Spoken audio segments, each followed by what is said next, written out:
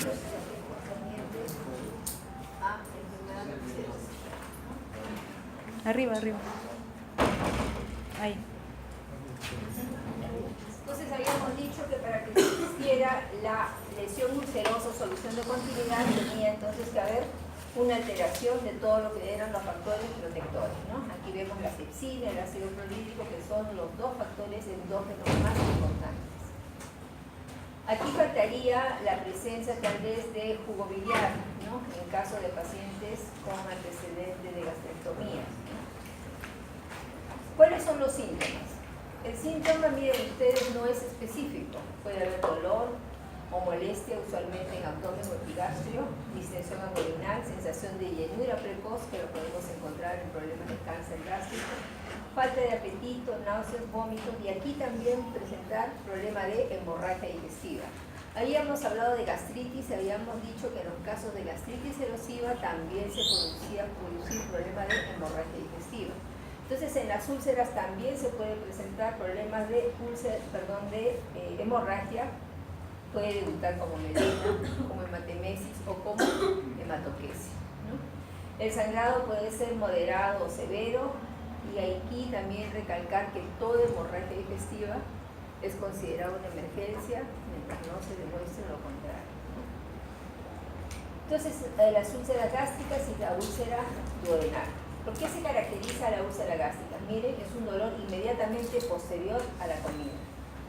Nosotros en gastroenterología, cuando hacemos el interrogatorio, siempre preguntamos al paciente, ¿no? Cuando tiene problema de dolor, ¿aumenta o disminuye con la ingesta de alimentos? Porque eso a nosotros nos va a orientar, ¿no? En el caso, miren ustedes, de una úlcera gástrica, generalmente el paciente les va a decir que aumente el dolor después de la ingesta de alimentos.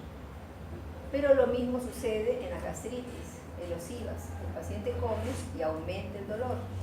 Lo mismo sucede en el cáncer gástrico. Entonces ahí entran a jugar factores que decimos nosotros factores de riesgo. Es un paciente anciano, con baja de peso, con pérdida ponderal y dolor inmediatamente posterior a la ingesta, pensaré en primera posibilidad cáncer gástrico. Si tengo un paciente joven, que me refiere un dolor inmediatamente después de la ingesta de alimentos, ¿no? Que tal vez lleva una vida muy agitada, un trabajo de mucha responsabilidad, pensaré en una úlcera.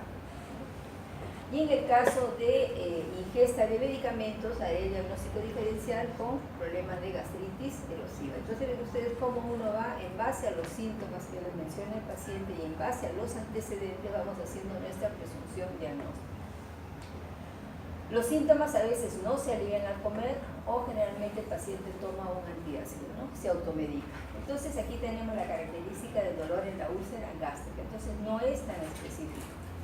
A diferencia de la úlcera duodenal, en la úlcera duodenal sí es un dolor que tiene sus características propias.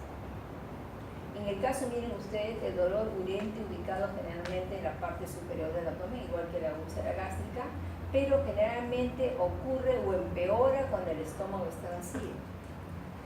Entonces el paciente le va a decir, doctora, cuando yo como más bien me pasa el dolor, mejoro cuando como. Entonces es una característica de la úlcera duodenal. Otra característica de la úlcera duodenal, ustedes saben que cuando uno duerme tiene un promedio de 8 horas, bueno, lo que pueden dormir 8 horas, ¿no?, de sueño continuo, y durante esas 8 horas no hay método de cómo neutralizar la producción de ácido clorhídrico. Entonces, al presentarse la producción de ácido clorhídrico por el ritmo circadiano que tiene, el paciente va a manifestar dolor nocturno. Entonces hay que preguntar, ¿usted el dolor lo despierta en la noche? Y el paciente con úlcera duodenal le va a decir que sí. Doctor, no era así, en la noche me despierta el dolor. ¿Y qué hace usted? Y el paciente le va a referir, porque ya sabe, tomo un vaso de agua, tomo un vaso de leche y con eso siento que me refresca. Entonces ven ustedes cómo estos datos a nosotros nos van a orientar, ¿no? Por eso se pregunta localización, con qué calma, con qué aumenta, ¿no?, y radiación, que ya vamos a ver posteriormente. Otro dato importante de la úlcera duodenal es que generalmente, miren ustedes, el dolor comienza a las 2 o 5 horas después de la comida. El paciente le va a decir, doctor, toma el desayuno, y pasan 3, 4 horas y otra vez comienzo y tengo que comer algo. Nosotros normalmente durante el día tomamos desayuno, comemos algo a mediodía, almorzamos, nos comemos un paquete de galletas a media tarde, entonces continuamente estamos neutralizando la producción de ácido. Entonces en la noche es más frecuente el dolor en la úlcera duodenal porque justamente es las 6 a 8 horas uno no come nada, ¿no? Entonces por eso el dolor se presenta en la noche. Entonces una característica de la úlcera duodenal es esta de acá, la ritmicidad. Come, pasa el dolor. No hay alimento, comienza, es un ritmo. La cronicidad, porque no es un dolor que tiene días ni horas, es un dolor que tiene meses, incluso años. Y periodicidad, porque hay épocas en las que el dolor no se sabe exactamente por qué motivo desaparece, ¿no? Está 2, 3 semanas, un mes sin molestia y nuevamente se reactiva. Entonces la característica de la úlcera duodenal es un dolor que tiene ritmicidad, cronicidad y periodicidad. Es mucho más típico de la úlcera gástrica. Bien, entonces en el examen clínico generalmente mostramos hiperestesia, ¿no? Un dolor a nivel de la boca y del estómago. Miren ustedes, el dolor se sitúa a la derecha de la línea media en el 20% de casos cuando hay problemas de retención gástrica u obstrucción pilórica, ¿no? Generalmente los síntomas de obstrucción pilórica nos implican o nos indican un cuadro de complicación. La obstrucción pilórica se caracteriza porque el paciente le va a referir que se llena con rapidez, come poquito y siente que el estómago está lleno. Otra característica de la obstrucción pilórica es el vómito. ¿De qué tipo? Vómito alimentario de días anteriores, ¿no? La distensión abdominal. Entonces eso es característico de complicación de una úlcera. Generalmente el paciente le va a referir, doctor, doctora, a mí me han diagnosticado úlcera duodenal, pero ahora me siento peor. Como poco, me lleno rápido, vomito lo que comí del día anterior. Entonces eso ya me indica que este paciente se está complicando. Bien, ¿cuáles son las complicaciones que podemos nosotros encontrar si tenemos un paciente con diagnóstico de úlcera? Miren ustedes, si es un paciente que ha vomitado o está vomitando continuamente, puede haber taquicardia y ortostatismo. Esto me indicará probablemente que estoy frente a un paciente que está deshidratado, o si el paciente me refiere vómito borráceo o melena, esto me indica que estoy frente a una hemorragia digestiva activa. ¿Qué es el ortostatismo? La presión arterial baja. La diferencial, ¿no? Depresión, ¿no? Que existe al paciente a poner en posición echada y sentada. El bazuqueo o chapoteo. ¿Qué es el bazuqueo o chapoteo? Hay que movilizar fuertemente al paciente, ¿no? La maniobra generalmente la hace uno colocando el estetoscopio en la región del epigastrio y se mueve fuertemente al paciente agarrando generalmente la región de las caderas o a nivel de barbilla costal. Y lo que vamos a sentir el gogoteo como un cilindro con agua igualito, eso me indica retención gástrica, ¿no? Entonces este examen clínico es de un paciente que si tiene antecedente de úlcera le indica que se está complicando. Se ha deshidratado o de repente me ha referido a problemas de hemorragia y está reteniendo, está haciendo un cuadro obstructivo. Antecedentes personales y familiares, no olvidarse, siempre preguntar sobre consumo de aires, tabaco, antecedente de úlcera péptica, ¿no? Y el paciente, antecedentes familiares de cáncer gástrico. Signos de alarma. ¿Qué cosa me indica que este paciente, si bien me dice, doctor, doctora, yo tengo una úlcera y otra vez está fastidiando la úlcera, ¿no? Pacientes que vienen así, le dicen el diagnóstico y ellos ya asumen que es lo mismo. Estoy con ardor, tengo vinagrera, me lleno con rapidez, igual que hace 2 años, 3 años, ¿no? Entonces, doctora, vengo para que me den receta, ¿no? Para que me hagan endoscopía. Pero hay signos que me van a indicar que este paciente no es la misma cosa que tenía hace tiempo, ¿no? ¿Cuáles son los signos de alarma? Pérdida de peso. El paciente le va a referir, doctora, sí, pero adelgazado, perdió más de 5 o 10 kilos en este tiempo. Vómitos. de alimentos retenidos, disfagia, dificultad para pasar los alimentos, o signos de melena, ¿no? O vómitos borráceos, o al examen clínico de masa palpable. Entonces todo esto a nosotros nos llama la atención y lo consideramos signos de alarma. Si este paciente tiene antecedente de úlcera, o estoy frente a un cáncer, ¿no? Era una úlcera gástrica, era un cáncer, o estoy frente a una úlcera duodenal complicada que se está obstruyendo. Entonces ven ustedes cómo estos signos me van a mí permitir hacer un diagnóstico. Lógicamente que la indicación es una endoscopía a corto plazo para identificar exactamente lo que sucede con el paciente. Bien, ¿cuáles son las complicaciones de la úlcera? ¿No? Básicamente son dos, la hemorragia y la perforación. La otra complicación es la penetración, ¿no? Pero la penetración generalmente el diagnóstico es difícil hacerlo, ¿no? Endoscópicamente, ¿no? Clínicamente. Se dice que la mayoría son post-mortem, ¿no? Son pacientes de los cuales fallece por otro motivo y al hacer la necropsia encuentra que este paciente había tenido un problema en una úlcera penetrada, ¿no? Es una úlcera que va avanzando internamente, pero no logra perforarse porque el esciplo o las vísceras adyacentes como que tapan el proceso, ¿no? Pero el dolor es característico. Entonces las úlceras se pueden complicar producción de hemorragia, perforación o penetración. Entonces, lógicamente, averiguar sobre antecedentes de consumo de antiinflamatorios, antecedentes de hábitos nocivos, fumadores crónicos. La penetración solo se puede reconocer quirúrgicamente y en necropsia. Se estima que un 25% de úlceras duodenales y un 15% de úlceras gástricas penetran en órganos vecinos como hígado, epíplo y páncreas, ¿no?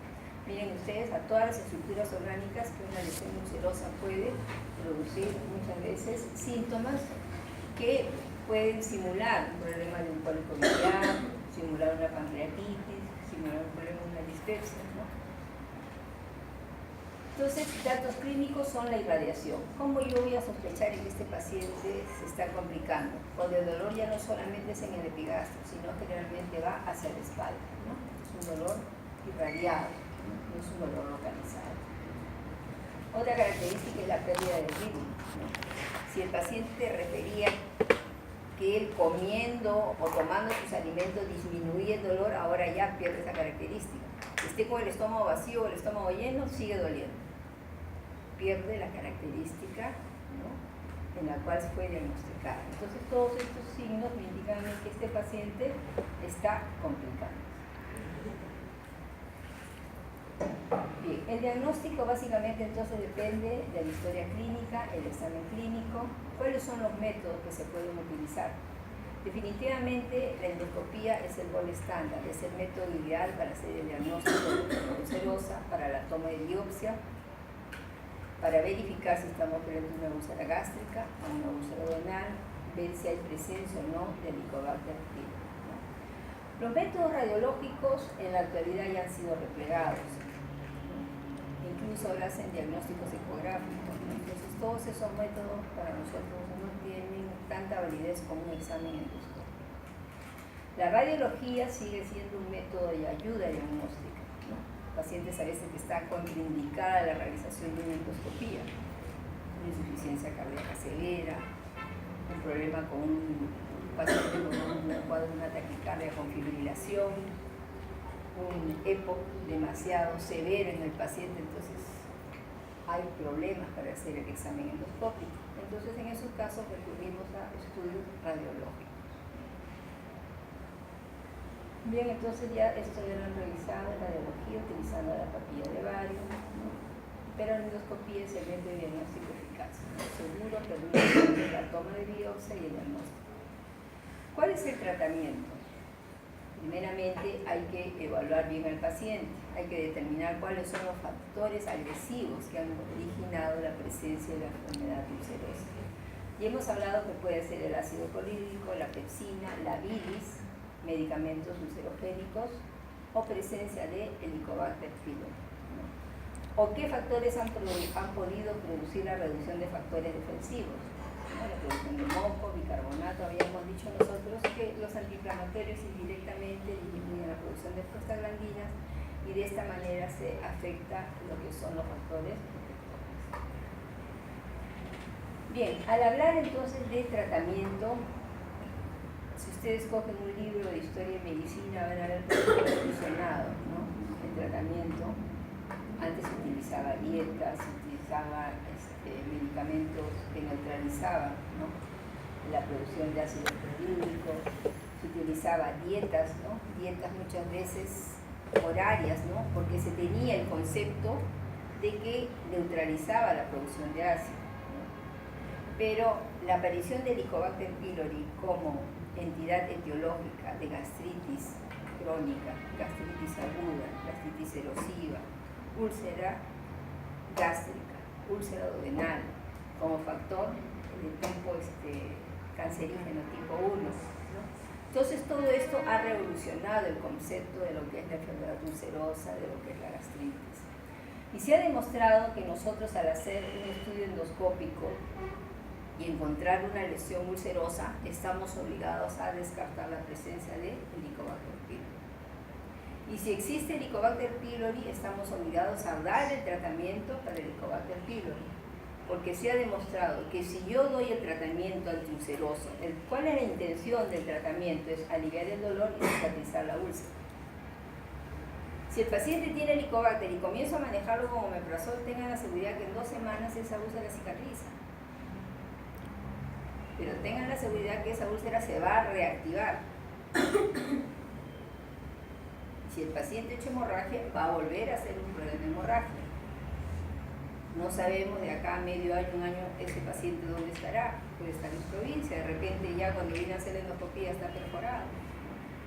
Entonces, todo eso nos implica a nosotros primero hacer entonces la endoscopía, diagnóstico de Helicobacter y tratamiento. Si el paciente tiene Helicobacter, hay que dar tratamiento. Se ha demostrado que con eso se reduce enormemente, ¿no?, la presencia, la posibilidad de reactivación. Miren ustedes, el Helicobacter pylori se encuentra asociado al 95 a 100% de úlceras duodenales y al 80 y 90% de úlceras gástricas. Entonces, en ese porcentaje que ustedes ven, si yo erradico el Helicobacter pylori, tengo la posibilidad de dar un tratamiento curativo en el paciente por muy largo tiempo. Bien, entonces, tratamiento, erradicación de la úlcera. Población libre de infección por el Helicobacter pylori no desarrolla úlcera. Eso está demostrado, ¿no? En países desarrollados la incidencia de úlcera ha disminuido enormemente, ¿no? La presencia de cáncer gástrico tampoco no está. Nosotros tenemos al cáncer gástrico como una entidad lamentablemente muy frecuente en nuestro medio, y esto está relacionado al Helicobacter pylori, porque somos un país en el cual su sistema sanitario, por no decir pésimo, es malo. En provincia la gente toma agua de río, sin hervir. Acá en zonas periféricas la gente, ustedes han visto con el hicieron, ¿no?, toma agua con la que riegan los jardines. A veces por factor económico ni siquiera pueden hervir el agua, ¿no? Entonces, los sistemas sanitarios en los países lamentablemente condicionan que esta bacteria pues continúe produciendo residuos. Bien, tratamiento de primera línea, erradicación del Helicobacter pylori, que ya lo han revisado ustedes al hacer sus conversatorios, ¿no? El tratamiento básicamente es utilizando inhibidor de bomba con 2 antibióticos, ¿no?, que son la clarithromicina y la amoxicilina. Se cambia la utilización de amoxicilina en pacientes que tienen alergia a la penicilina, ¿no? Tenemos el tratamiento entonces ideal, miren ustedes, por 10 días. Hablan ahora incluso de tratamiento de 7 días, pero se ha demostrado que el tratamiento de 7 días no erradica muy bien. Cuando recién iniciamos nosotros el tratamiento de Helicobacter pylori, utilizábamos tratamientos cuádruples, ¿no? A esto le agregábamos subsalicilato de bismuto. Bien, entonces, en lo que va ahora, la actualización de tratamientos básicamente va en esto, ¿no?, en lo que es la aparición cada vez de drogas inhibidoras de secreción de ácido que conllevan a un proceso de cicatrización mucho más rápido, ¿no? Pero por más eficaz que sea el inhibidor de bomba, si no erradica el Helicobacter pylori, esa úlcera no va a cicatrizar. El papel de cirugía básicamente queda entonces en la actualidad muy replegado. Muy raro es que un paciente vaya a cirugía. ¿Cuáles son las indicaciones quirúrgicas? Si tengo un cuadro de una hemorragia, le hago una endoscopía, encuentro un vaso sangrante, le hago escleroterapia, inyectoterapia, colocación de hemoclip a ese vaso sangrante, vuelve a sangrar a las 24 48 horas, vuelvo a hacerle la endoscopía terapéutica. Ese paciente a las 24 horas vuelve a sangrar, ahí ya no hay nada que hacer, pasa a cirugía. Por más técnicas modernas que tenga, eso ya no lo detiene nadie, tiene que entrar a cirugía. La otra indicación es la perforación, ¿no? Un paciente que una lesión ulcerosa, sea gástrica o duodenal, ha perforado, es un abdomen agudo. ¿Cuáles son los signos del abdomen agudo? Distensión abdominal, ausencia de fluidos hidroaéreos, signo de glúteo positivo, pérdida de partidez hepática. Entonces todo esto el paciente no puede ni siquiera entrar en endoscopía, porque la perforación es una contraindicación de endoscopía. Solo por el antecedente puedo sospechar que la úlcera se ha perforado. El paciente pasa a cirugía. Y la obstrucción pilórica, ¿no? La úlcera duodenal está localizada cerca al píloro. Entonces son pacientes que saben que tienen su úlcera y bueno, van a la farmacia, se toman su omeprazol, les pasan la medicina, la molestia y continúan. 2-3 meses vuelve el dolor, nuevamente toman la medicina y así está. Y cada proceso de dolor implica que esa úlcera se ha abierto. Y nuevamente se cicatriza. Se abre y cicatriza y eso va condicionando estenófilo del píloro hasta que llega un momento en que se obstruye. Entonces, estos son cuadros de obstrucción pilórica en los cuales muchas veces el paciente tiene que ir a tratamiento quirúrgico. La hemorragia presenta resolución clínica en el 80% de los casos, podrá requerir tratamiento endoscópico siendo observado el éxito, miren ustedes, una endoscopía terapéutica del 90-95%. O sea, la posibilidad de que una úlcera o hemorragia vaya a tratamiento quirúrgico es muy difícil. Entonces, solamente reservado, como le decía, a pacientes que no se ha resuelto endoscópicamente el proceso. La perforación igualmente es otra indicación, cerca del 60% de estas se localizan en duodeno y pueden abrirse a cavidad libre o ser obstruidos por vísceras, ¿no? A veces la indicación quirúrgica se impone en los casos de evolución con peritonitis, ¿no? O sea, eso ya prácticamente la definición de lo que es un abdomen quirúrgico. Obstrucción pilórica, lo que les había dicho a ustedes, ¿no? Que son generalmente pacientes en los cuales la úlcera está a nivel del duodeno muy cerca al píloro, ¿no? Va cicatrizando y va produciendo problemas obstructivos. Y la intratabilidad, ¿no? Existen pacientes con los cuales lamentablemente hemos tenido casos de pacientes jóvenes, muchas veces son alcohólicos crónicos, drogadictos, pacientes psiquiátricos, ¿no? Que tienen enfermedad ulcerosa y muchas veces por su conducta social no aceptan el tratamiento o no pueden cumplir el tratamiento farmacológico. Entonces, cada vez que viene el paciente, viene con 3 de hemoglobina, 4 de hemoglobina, transfúndanle sangre, pónganle invasores, vaya endoscopía, hágase endoscopía, el paciente sale de alta, pasa 3 meses, cuando nuevamente regresa, pasa un año, otra vez regresa.